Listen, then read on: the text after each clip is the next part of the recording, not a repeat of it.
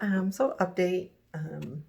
Things are okay. I mean, I'm still struggling trying to get out of that funk.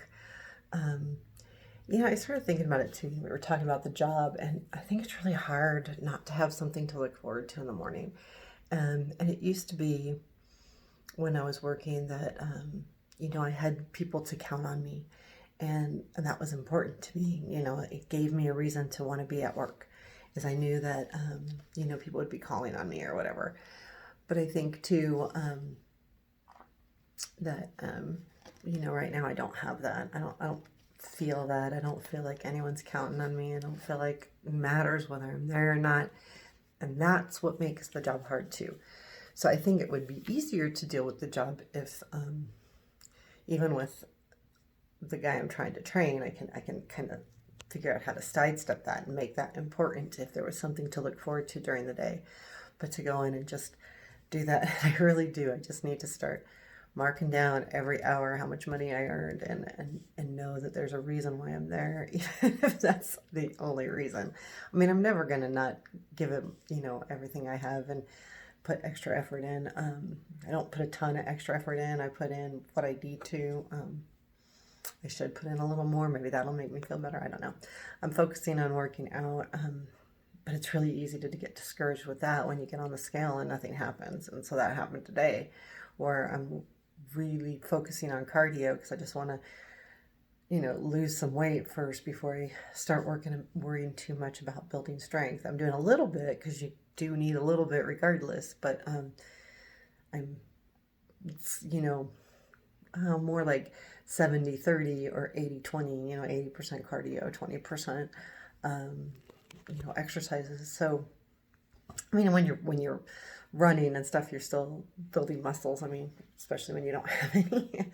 But it's still kind of frustrating. I've been watching my calories. I'm not freaking out about the calories, but I know that I'm taking in less than I'm putting out. So and that's what's important. And so it was kind of frustrating today. And it could be just water or just a strange day or whatever. I could get on the scale and I'll be fine tomorrow. So we'll see. So I'm kind of dealing with that. And I need to learn not to get so disappointed so quick.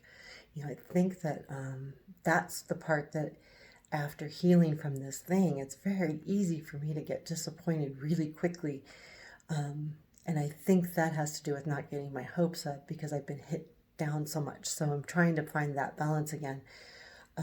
When you've been whacked a few times, it's really hard to find that positive, and you're almost afraid to, because I'm always afraid, like, okay, if things go well, what's going to happen? What's the, you know, where's that at? So, it's balancing that too, and not being afraid to make things happen, because just because something good happens doesn't mean you're going to get whacked back down again. It could happen, but it doesn't mean it's going to happen. And I have to remember to keep moving, because realistically, if I look at my past, I've always popped up. And I think that's what's frustrating too. I'm not used to popping up and getting hit back down. I'm used to popping up and staying up for a while.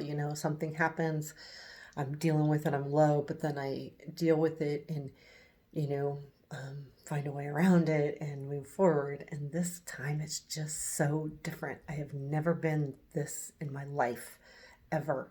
I've dealt with some hard things as a kid, dealing with being a dancer and the competition and being too heavy to do that, and dealing with, you know, I was very much into drugs and alcohol when I was young for a couple years there.